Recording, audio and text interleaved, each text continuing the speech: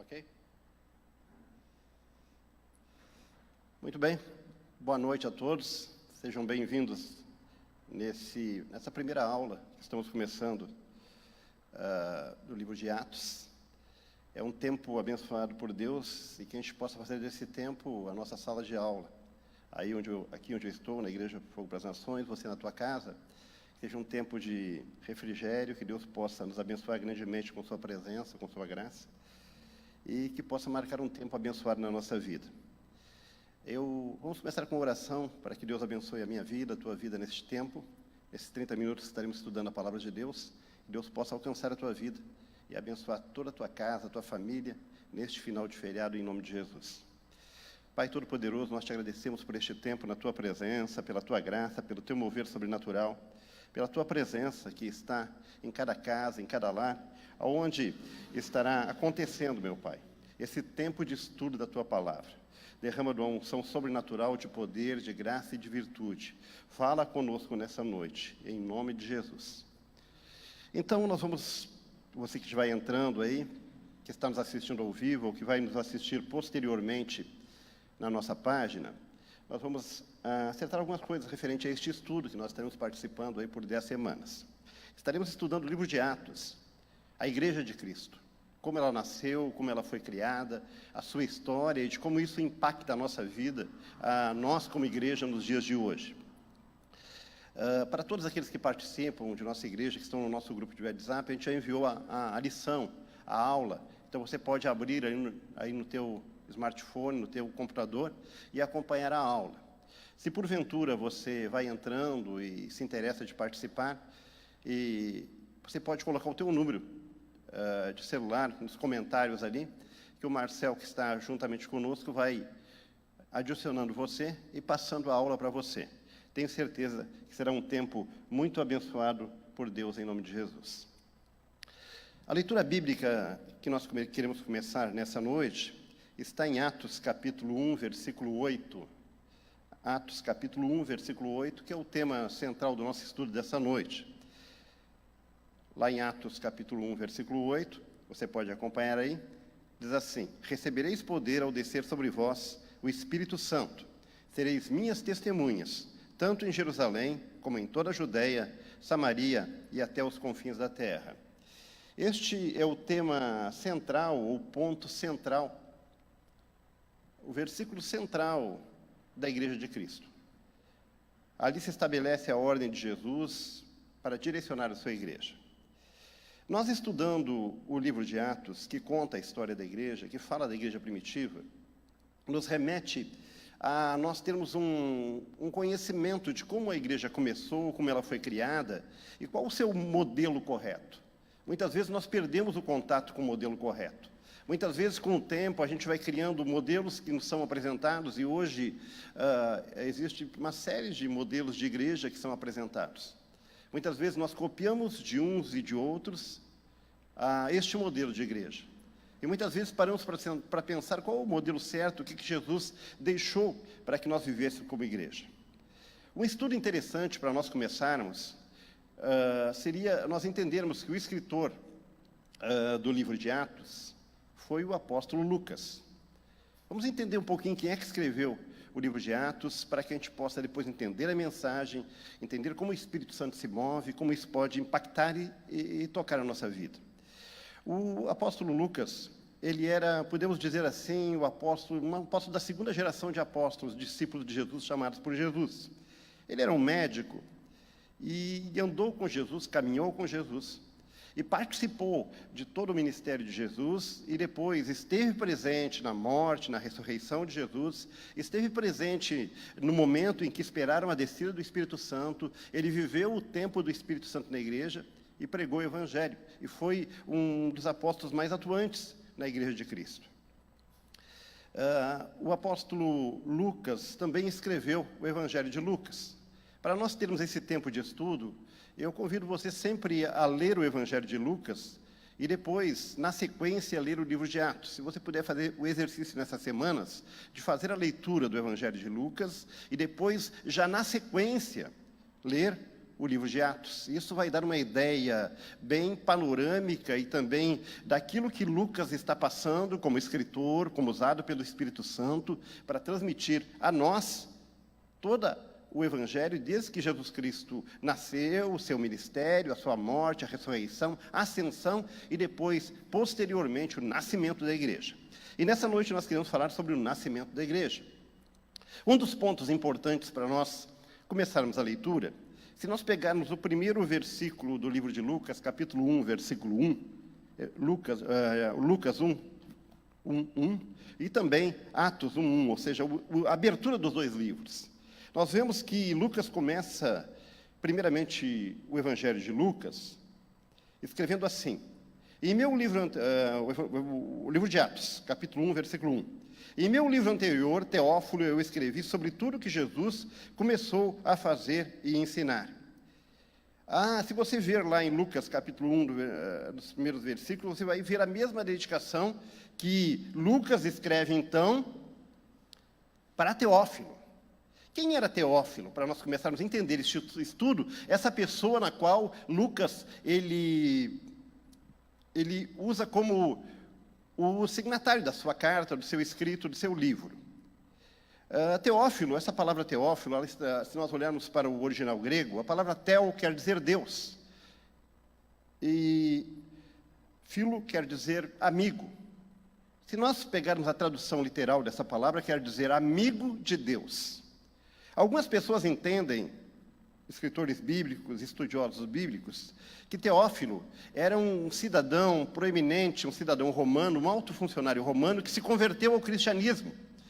E por ter essa influência no meio romano da época, ele tenha patrocinado, ele tenha ajudado, ele tenha até investido financeiramente para que Lucas escrevesse tanto o Evangelho de Lucas como o livro de Atos. Então, Lucas vai e escreve e oferece e se dirige a Teófilo, falando de tudo aquilo que ele ia escrever a respeito do Evangelho de Jesus e também a respeito de tudo que aconteceria na igreja naqueles dias. Esta é uma explicação boa, interessante. A outra que muitas pessoas estudiosos também consideram é que este mesmo Teófilo, talvez, aí uma hipótese que é remota, mas que alguns acreditam, que fosse um codinome de João, quando João estava exilado na ilha de Patmos, e até por uma questão de segurança, ele teria endereçado esse evangelho e esse livro de Atos para João e usou um codinome para João de Teófilo, mas isto não é algo que possamos considerar.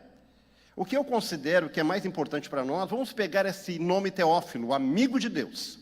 Lucas escreve para todos os amigos de Deus de todas as épocas.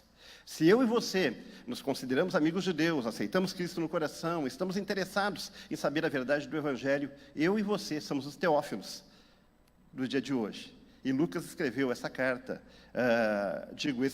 o Evangelho e também, posteriormente, o livro de Atos, para eu e você ter um entendimento claro do que Jesus tem como plano para a sua igreja. Se nós começarmos a leitura e observarmos, o livro de Atos ele está dividido em duas seções, podemos dizer assim.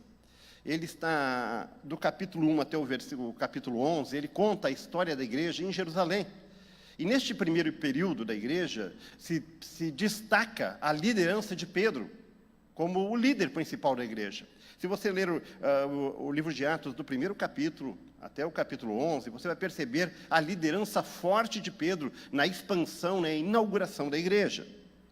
Por outro lado, a partir do capítulo 11, 12 até o final, você vai ver, então, a liderança do apóstolo Paulo, agora levando a igreja aos gentios, ao resto do mundo.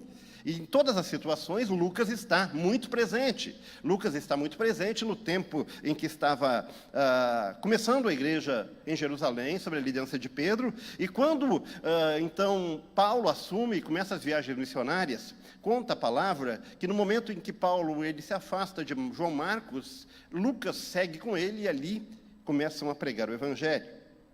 Este livro poderia ser intitulado Atos do Espírito Santo, o Atos do Espírito Santo através dos apóstolos.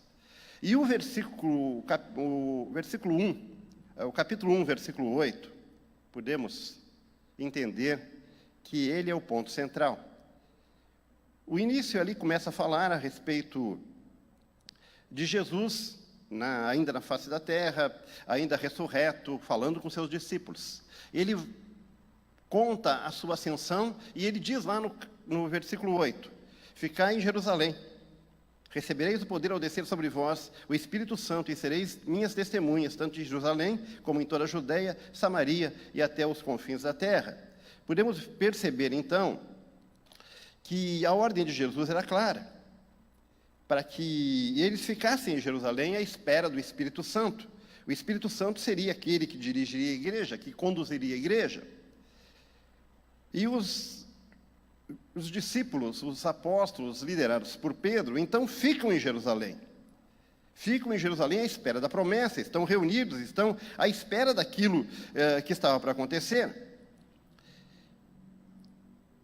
É interessante que neste período da espera, que foi se concretizar no capítulo 2, versículo 2, quando foi cumprido o dia de Pentecostes, eu queria chamar a atenção para título de estudo da palavra, de um acontecimento bem importante que vai acontecer nos versículos 21 até o 26 do primeiro capítulo.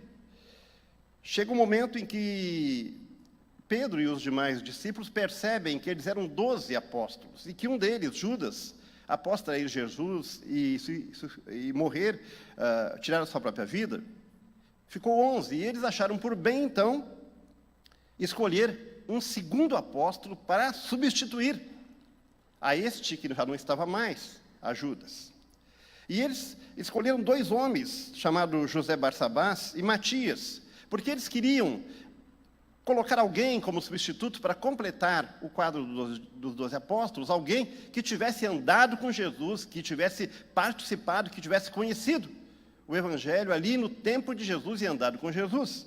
Eles acham esses 2 homens, um se chama José Barsabás, que é chamado também o Justo, e também Matias, mas eles ficam em dúvida sobre qual é o discípulo, ou qual o novo apóstolo a ser escolhido. Naquela espera que eles estavam, não tinham recebido a unção do Espírito Santo, eles se reúnem e começam a conversar. E então chegam à conclusão que um desses 2 deveria ser escolhido. Eles entram em oração e resolvem tirar a sorte, fazer um sorteio.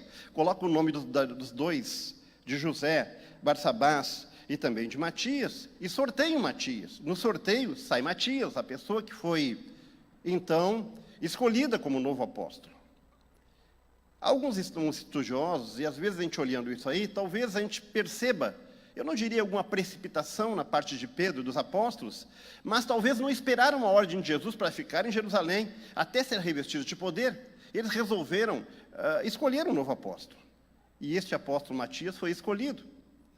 Porém, é interessante que esse mesmo apóstolo Matias, depois dessa passagem que você vai poder ver, no versículo 21 até o 26, no restante do livro de Atos e no restante da Bíblia não se fala mais em Matias. Ele, assim como entrou na história, como foi escolhido, ele também não se ouve mais falar dele. Acredita-se que ele foi um pregador da palavra, divulgou o evangelho na Etiópia, mas depois ele desaparece. O que a gente percebe é, futuramente, Paulo, dirigido na unção do Espírito Santo, ele, na verdade, se torna o 12º apóstolo. E ele vem cumprir, então, a ordem de Jesus Cristo, de pregar o Evangelho, de expandir a igreja. Talvez, apenas para um título de nós analisarmos, meditarmos e pensarmos, Pedro, ele não escolheu o tempo do Espírito Santo ser derramado e ser cheio. Ele tomou uma decisão, e nessa decisão escolheu Matias, e certamente Matias, dentro daquele entendimento, era o homem mais certo, mas o escolhido pelo Espírito Santo foi Paulo. Este é um ponto importante. Outra coisa bem importante é o dia que se cumpre, então, se você ler lá em Atos capítulo 2, versículo 2, é o cumprimento da promessa de Jesus da descida do Espírito Santo. Atos capítulo 2, versículo 1, diz assim: ao cumprir-se o dia de Pentecostes, estavam todos reunidos no mesmo lugar, e de repente veio do céu um som como de um vento impetuoso, e encheu toda a casa onde estavam assentados, e apareceram distribuídas entre eles línguas como de fogo, e pousou sobre cada um deles, e todos ficaram cheios do Espírito Santo e passaram a falar em outras línguas, segundo o Espírito lhe concedia que falasse. Cumprindo o dia de Pentecostes. A festa de Pentecostes, o dia de Pentecostes, era uma data muito especial em Jerusalém. Era uma das festas mais importantes. E acontecia 50 dias depois da Páscoa. Nesse dia, lá estavam os discípulos, não estavam participando das festividades, eles estavam seguindo a ordem de Jesus e aguardando conforme Jesus tinha dito. Eles estavam unânimes em oração, buscando a presença do Pai. E cumprindo-se o dia de Pentecostes, foi derramado o Espírito Santo de Deus. E neste derramar, houve a manifestação e o falar em línguas desconhecidas ou novas línguas. Exatamente nesse dia, no dia de Pentecostes. É importante que entendamos duas coisas que ocorreram aqui. A primeira foi o nascimento da igreja neste dia. O nascimento da igreja foi no dia do derramar do Espírito Santo, no dia de Pentecostes. E o cumprimento da promessa do Espírito Santo, que teve uma importância global e histórica, logo foi marcado por sinais, milagres espetaculares. E a segunda coisa que aconteceu foi individual e pessoal. Todos os cristãos reunidos em Jerusalém naquele dia foram batizados com o Espírito Santo. Podemos aqui ver 4 coisas importantes que aconteceram naquele dia, no derramar do Espírito Santo. Nós podemos dizer que o nascimento da igreja ocorreu no dia de Pentecostes, o dia do derramamento do Espírito Santo. Nós comemoramos várias datas no nosso calendário cristão. Nós temos o dia de Natal, o dia de nascimento de Jesus Cristo. Nós temos a chamada Sexta-feira Santa, ou Sexta-feira da Paixão, o dia da morte de Jesus. Nós temos o domingo da ressurreição, o dia de Páscoa, que é o dia que Jesus ressuscitou. Mas a data da inauguração da igreja de Cristo na terra não foi no dia de nascimento de Cristo, não foi no dia que Jesus morreu na cruz do Calvário, não foi no dia que Jesus ressuscitou, foi o dia que se cumpriu a promessa e o Espírito Santo foi derramado sobre a igreja. Assim como nós comemoramos qualquer data, o nascimento do nosso filho, nós comemoramos no dia que ele nasceu. O começo de uma empresa, o dia que ela foi inaugurada. O começo de uma igreja, de uma denominação, o dia que ela é inaugurada, comemoramos nesse dia. Se nós pensamos como igreja, e todos somos da igreja de Cristo, o dia do aniversário da igreja é o dia de Pentecostes. O dia do Pentecostes, nós comemoramos o nascimento da igreja de Cristo na face da terra. Considerando, então, 4 coisas nesse dia importantes na descida do Espírito Santo. A primeira era poder para uma vida santa e serviço efetivo. Anteriormente, aqueles cristãos eram um grupo tímido e amedrontado. Muitos haviam fugido no momento da prisão de Jesus. Lembro que o próprio Pedro negou a Jesus quando foi questionado se ele andava com Cristo. No dia do derramamento do Espírito Santo, a primeira coisa que acontece é que aquele grupo tímido, talvez amedrontado, talvez preocupado, de cristãos, de discípulos, de apóstolos de Jesus, o primeiro sinal é que eles recebem o poder para começar uma vida santa e o serviço efetivo no reino de Deus. Este é o primeiro ponto. A segunda coisa que aconteceu foi, com o batismo no Espírito Santo, foi a pureza e a santificação completa. Pedro deixa isso claro mais tarde, durante o conselho em Jerusalém, quando ele escreve aos gentios que foram batizados com o Espírito Santo. Ele diz lá em Atos 15, 8, 9, um pouco mais adiante: Deus, que conhece o coração, demonstrou que os aceitava, dando-lhes o Espírito Santo, assim como ele fez conosco. Ele não fez distinção entre nós e eles, porque ele purificou os corações pela fé. Então, o segundo fato importante da descida do Espírito Santo é que houve uma santificação e uma pureza daqueles que recebiam o Espírito Santo. O terceiro elemento importante na descida do Espírito Santo foi a possessão completa dos seus seres pelo Espírito Santo. Eles foram cheios do Espírito Santo. Todos os cristãos daquele dia, incluindo os discípulos, antes do Pentecostes, eles tinham o Espírito Santo, mas somente com a santificação eles se tornaram cheios e tomados por ele.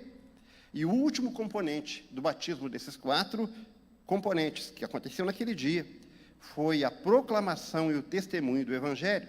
Jesus havia dito que eles seriam batizados com o Espírito Santo e se tornariam testemunhas. Foi isso exatamente que aconteceu, como atesta o livro.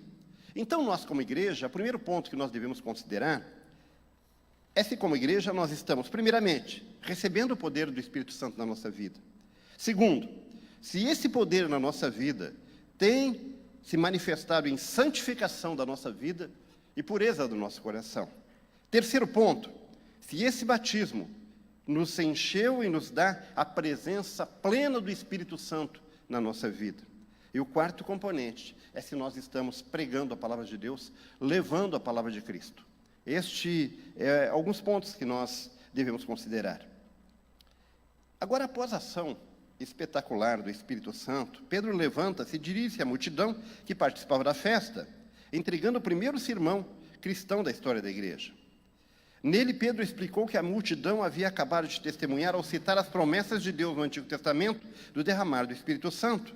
Em seguida, Pedro descreveu a morte e a ressurreição de Cristo, apoiando-se novamente nas referências do Antigo Testamento.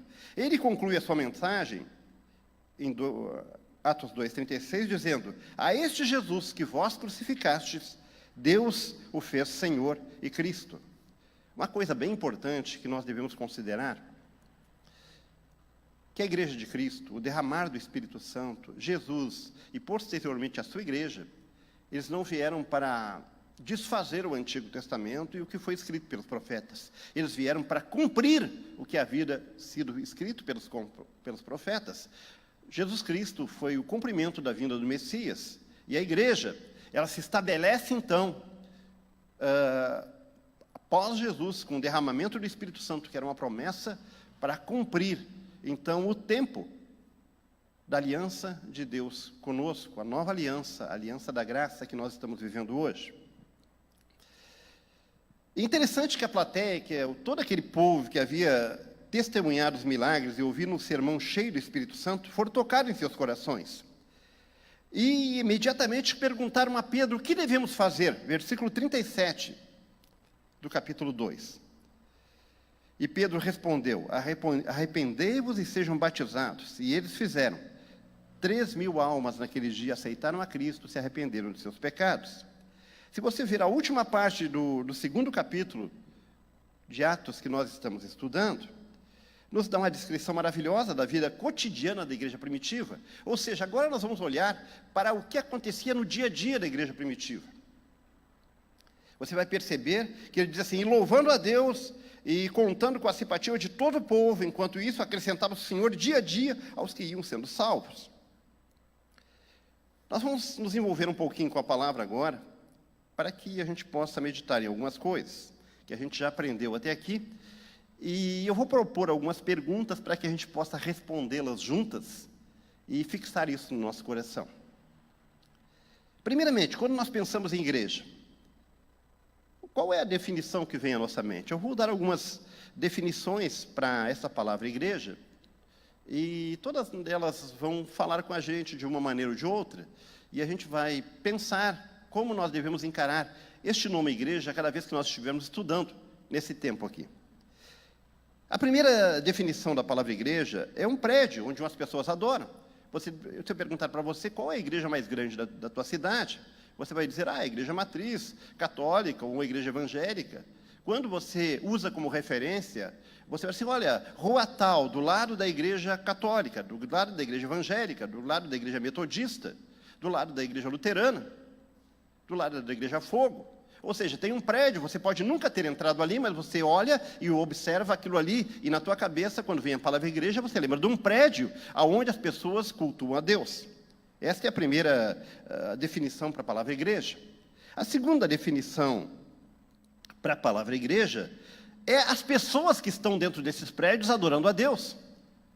Quando essas mesmas pessoas que estão no prédio adorando a Deus, elas se reúnem na praça, nós dizemos assim: olha, a igreja está reunida na praça. Nós queremos dizer que aquelas pessoas que estão reunidas dentro do prédio, que nós chamamos de igreja, quando elas estão num salão, quando elas estão reunidas num acampamento, nós dizemos: olha, a igreja está em tal lugar.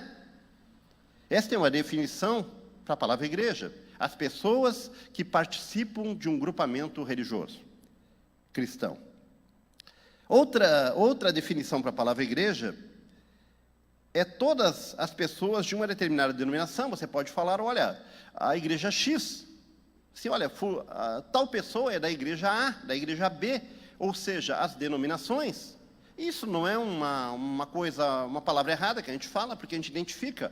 É da Igreja Fogo, é da Igreja Assembleia de Deus, é da Igreja Quadrangular, é da Igreja Luterana, é da Igreja Católica, qual igreja que você vai dizer, de acordo com o que o membro é, ou aquela pessoa participa como membro, nós podemos chamar que as pessoas dessa denominação são de X igreja. Mas, na verdade, o que nós queremos trabalhar com a palavra igreja aqui é a igreja como todos os cristãos do mundo todo.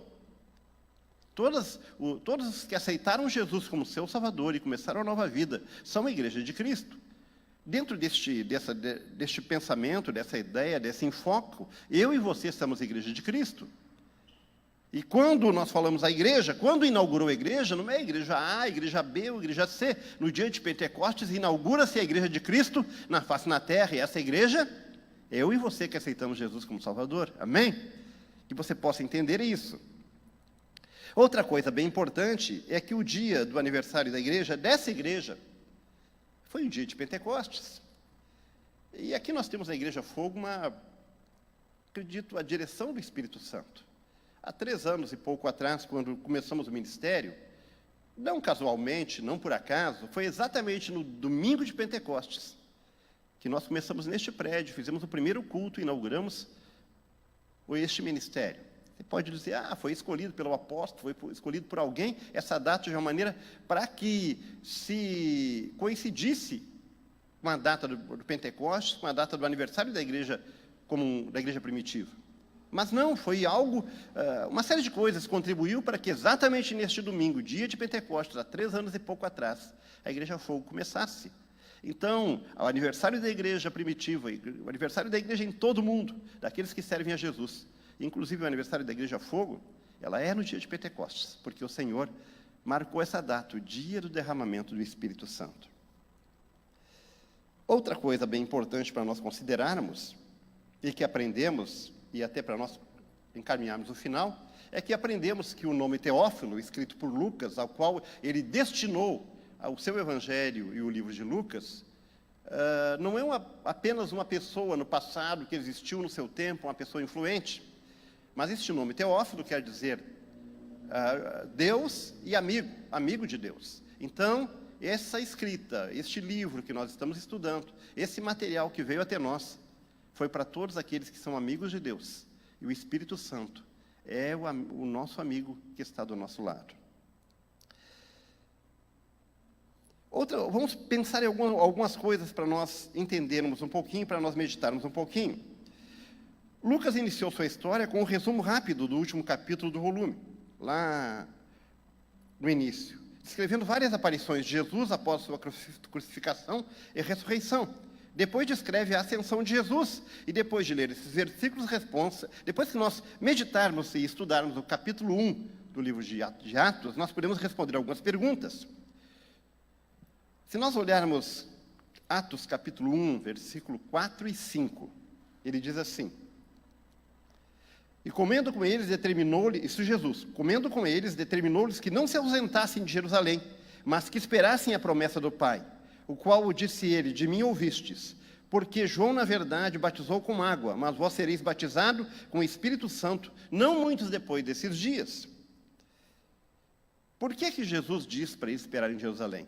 Para que eles ficassem unânimes e recebessem a unção, a promessa, e serem cheios do Espírito Santo, sem os quais eles não poderiam ser igreja. Nós não podemos ser igreja se nós não tivermos a unção do Espírito Santo na nossa vida. O verso 8, que nós já meditamos, é importante porque dá um modelo para o crescimento da igreja cristã. Se você quer saber qual o modelo para o crescimento da igreja cristã, e as novas estratégias de marketing, as novas estratégias das igrejas modernas, nas quais crescem rapidamente, modelos, métodos de crescimento, nós temos que voltar à origem, ao que foi nos ensinado no início, ao modelo original. No modelo original, diz lá em Atos 1:8, que nós deveríamos ser cheios. Diz assim, Atos 1:8. Recebereis o poder ao descer sobre vós do Espírito Santo. Sereis minhas testemunhas em Jerusalém, Judeia, Samaria, até os confins da terra. Aqui fala, então, da expansão das 3 áreas alvos para a expansão do Evangelho. Primeiramente em Jerusalém, a casa deles, o lugar deles. Segundo, toda a Judeia e Samaria, nas vizinhanças. E por fim, até os confins da terra.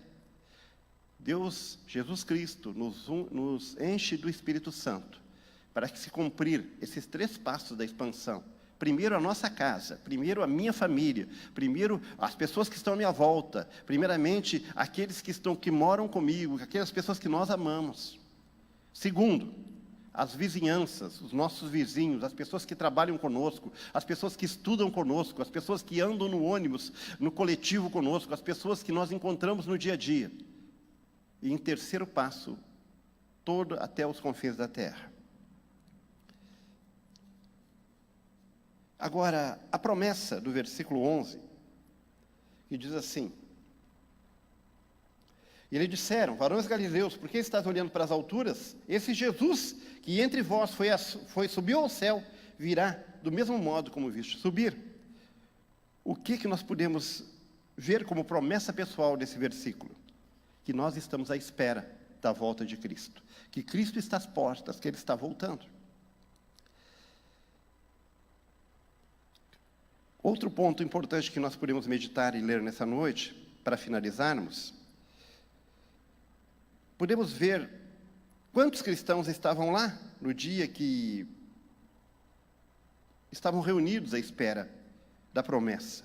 Diz a palavra, versículo 15, 120 pessoas estavam reunidas, unânimes em oração, à espera do cumprimento da promessa. Quais eram os requisitos importantes para escolher um apóstolo naqueles dias? Pessoas que tivessem andado com Jesus e que estivessem naqueles dias. Entre as 2 pessoas escolheram José Barsabás e Matias. Lançaram sorte, escolheram Matias. E se foi escolhido na direção da oração, por que você entende que Matias não participa efetivamente da igreja dali por diante? Ou não aparece? Porque, na verdade, Deus já tinha escolhido Paulo, para divulgar e para dar continuidade ao Evangelho. No aniversário da igreja, no dia de Pentecostes, se cumpre essa promessa. E essa promessa é derramada e registrada. Foram cheios do Espírito Santo. 3 sinais acontecem milagrosamente no dia do derramar do Espírito Santo. O primeiro, manifestação, diz a palavra, Atos 2:2, e veio como um vento tempestuoso. Não era que veio um vento e abriu as janelas, abriu as portas, era como um som como de um vento. Segundo ponto, havia como que línguas repartidas de fogo. Essas línguas, não é como fogo estivesse sendo derramado, mas como fosse fogo. Era sobre a cabeça de cada um dos 120 que estavam ali, aguardando e orando. E depois começaram a falar em novas línguas. Essas novas línguas que foram registradas naquele dia, eram línguas de todos os idiomas da terra. E aquelas pessoas que sabiam falar apenas no seu idioma local, naquele momento, receberam uma unção e começaram a falar em outras línguas. E essa manifestação fez com que muitos fossem, já naqueles dias, aceitarem a Cristo e começarem uma nova vida com Ele. O que aconteceu daí para frente? O sermão de Pedro, se nós pararmos para ler versículo 14 até o 36 do capítulo 2, nós podemos perceber um sermão, agora dito pelo Pedro cheio do Espírito Santo, ele começa a pregar o Evangelho. Se a gente você puder ler depois, de acordo com a lição que você já tem aí, ler esse sermão, essa pregação de Pedro, versículo 14 até o 36 do capítulo 2. Você pode resumi-lo em 2 ou 3 sentenças. Leia, estude isso e pense nisso. O que os ouvintes sentiram e o que eles perguntaram após o sermão? versículo 37, eles perguntaram para Pedro: e agora, o que é que nós vamos fazer? Talvez na tua vida, você não sabe o que fazer com a porção que Deus tem te dado. Depois de você receber a Cristo no coração, quem sabe de você tomar a tua decisão de aceitar a Cristo, de ser batizado, talvez essa pergunta esteja no teu coração: e agora, o que fazer? Ou, o que fazer da minha vida? E Pedro, no versículo 38, ele diz assim, que nós devemos nos arrepender, ser batizados, ser cheios do Espírito Santo, ser batizados do Espírito Santo. Talvez a resposta você já tenha andado primeiro, talvez você já tenha se arrependido, quem sabe você já foi batizado nas águas, mas é muito necessário que você seja cheio do Espírito Santo para viver e proclamar o Evangelho. Naqueles dias, diz a palavra, que 3.000 almas aceitaram a Cristo e foram cheias do Espírito Santo. Uma coisa bem importante para nós considerarmos e encerrarmos, no capítulo 2, versículo 42 e 47, é como a igreja primitiva, ela vivia naqueles... Como eles começaram a viver, como era a vida deles. Se nós observarmos e lermos, capítulo 2, versículo 42 até o 47, diz assim: e perseveravam na doutrina dos apóstolos e na comunhão e no partir do pão, nas orações. Em cada alma havia temor, e muitos prodígios e sinais eram feitos por intermédio dos apóstolos. Todos os que creram estavam juntos e tinham tudo em comum. Vendiam suas propriedades e bens, distribuíam o produto entre todos, à medida que alguém tinha necessidade. E diariamente perseveravam unânimes no templo. Partiam o pão de casa em casa e tomavam as suas refeições com alegria e singeleza de coração, louvando a Deus e contando com a simpatia de todo o povo. Enquanto isso, ia acrescentando ao Senhor, dia a dia, o que iam sendo salvos. Esta curta passagem nos dá uma ideia de como a igreja de Cristo vivia naquela época e de como nós devemos resgatar isso para os nossos dias. Diz ali que eles estudavam os ensinos dos apóstolos juntos, que eles tinham comunhão juntos, que eles comiam, que eles ceavam juntos, tinham prazer de andar juntos, que eles se reuniam regularmente para adorar a Deus, para orar. Parece que é uma palavra que se repete nessa lista, a palavra juntos. Eles estavam juntos adorando, eles estavam juntos ceando, eles estavam juntos orando. A igreja de Cristo precisa andar juntos. Nós precisamos andar juntos uns com os outros. Precisamos andar reunidos no mesmo espírito. Precisamos, como igreja, termos comunhão uns com os outros. Este é o modelo da igreja primitiva, este é o modelo da igreja para os nossos dias. Depois de nós lermos estes versículos todos, nós podemos considerar algumas coisas. Você pode pensar em uma palavra que melhor descreve aquelas primeiras semanas da igreja? Se nós pensarmos nessa primeira semana da igreja, qual a melhor palavra que descreve ela? Podemos descrever a palavra comunhão. Eles tinham comunhão com o Espírito Santo e eles tinham comunhão uns com os outros. A igreja de Cristo, ela não pode perder isso. Comunhão com o Espírito Santo e comunhão uns com os outros. Este é um ponto principal para nós nos identificarmos como igreja de Cristo. Agora eu vou deixar umas perguntas para você responder para você mesmo, pensando na tua igreja local que você frequenta. Se você faz parte da nossa igreja em Rio Grande, vamos pegar essa interrogação para nós. Qual a semelhança da igreja primitiva com a nossa igreja? Qual é a semelhança que nós encontramos da igreja primitiva com a nossa igreja? Pensando que a igreja primitiva ela tinha dois pontos principais. Uma comunhão intensa com o Espírito Santo e uma comunhão uns com os outros. A tua igreja, a minha igreja, a nossa igreja local, que nós frequentamos, qual é a semelhança da tua igreja, da minha igreja com a igreja primitiva? Esse é um ponto para nós meditarmos. Segundo ponto, qual a diferença entre a nossa igreja e a igreja primitiva? Se nós pensarmos se existe alguma semelhança, e se não existe uma semelhança, qual é a diferença da nossa igreja para a igreja primitiva? Se estamos falhando em não termos união, ou se estamos falhando em não ter comunhão perfeita com o Espírito Santo?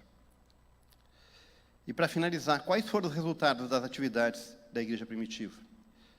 O resultado das primeiras semanas da igreja primitiva era que 3.000 almas foram salvas numa só pregação. Este é o resultado da Igreja de Cristo quando ela tem comunhão com o Espírito Santo e quando ela vive em comunhão na face da terra. Amém? Então, este era o estudo que nós tínhamos para essa noite. Eu queria agradecer a tua atenção, você que está ao vivo conosco nessa noite de sexta-feira, nessa noite de feriado, ou você que vai assistir depois ali na linha do tempo de nossa página. Você que já faz parte do nosso grupo da igreja de Rio Grande, eu vou estar mandando para você algumas perguntas de estudo do primeiro capítulo e do segundo capítulo do livro de Atos. Mandarei por WhatsApp para cada um, ou no grupo, e você vai responder e nós vamos conversar sobre esse estudo essa semana. E se porventura você está nos assistindo e não faz parte de nossa igreja, mas gostaria de estudar juntamente conosco, você pode mandar nos comentários ali o seu número de telefone, o seu número do WhatsApp, que nós mandaremos não somente a lição de hoje, para você estudar com mais calma, como mandaremos também algumas perguntas de estudo para essa semana, do capítulo 1 e do capítulo 2 do livro de Atos. Eu quero encerrar agradecendo a tua atenção, que Deus abençoe a tua semana, este final de semana, que Deus abençoe a tua casa, a tua família, e que possamos prosseguir estudando, e que o final desse tempo de estudo, de 10 lições, a gente aprenda a funcionar melhor como igreja, a viver melhor como igreja, a nos identificarmos com a igreja de Cristo, que a gente possa estar mais próximos do Pai e ser santificados por Ele. Se você puder, feche teus olhos, eu quero orar com você para encerrarmos. Espírito Santo, Tu és a direção da Tua igreja, que nós possamos resgatar essa comunhão contigo a cada dia, a santificação da nossa vida, que possamos resgatar a comunhão uns com os outros, e viver como igreja, e sermos usados como igreja. Abençoa cada um que participou desse estudo, a casa de cada um, a família, o lar, o ministério de cada um, em o nome de Jesus. Amém. Que Deus abençoe a todos. Na próxima sexta-feira, a partir das 9 horas da noite, nós estaremos aqui. Eu quero agradecer muito especialmente ao Guilherme, que está me ajudando a colocar esse estudo no ar aqui, direto da Igreja Fogo de Pelotas. Que Deus abençoe a todos, em nome de Jesus.